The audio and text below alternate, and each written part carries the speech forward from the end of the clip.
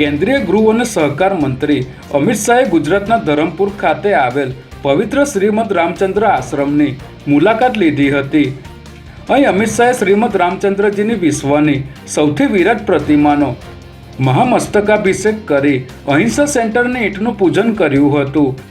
આ પ્રસંગે શ્રીમદ રામચંદ્ર મિશન ધરમપુરના સંસ્થાપક ગુરુદેવ રાકેશજીની પાવન ઉપસ્થિતિમાં ગુજરાત રાજ્યના નાણામંત્રી કનુભાઈ દેસાઈ, ગૃહમંત્રી હર્ષભાઈ સંઘવી અને વલસાડના સાંસદ ધવલભાઈ પટેલ પણ ઉપસ્થિત રહ્યા હતા.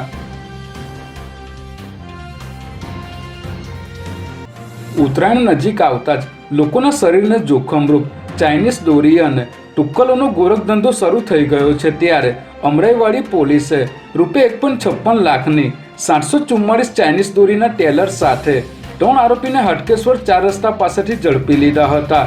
જેમાં આરોપીઓ કારમાં ચાઇનીઝ દોરીનો જથ્થો વેચવા આવ્યા હતા. ત્યારે અમરાઈવાડી પોલીસે બાતમીના આધારે હાટકેશ્વર સર્કલ પાસે આવેલ હરિઓમ ફ્લેટ નીચેની ખુલ્લી જગ્યામાં કારમાં ચાઇનીઝ દોરીનો જથ્થો લઈને આવેલા આસિફ ખાન પઠાણ, મોહમ્મદ તુફેલ અંસારી અને સોનુ મોહમ્મદને ઝડપી લઈ ચાઇનીઝ દોરીના 744 ટેલર કબજે કર્યા હતા.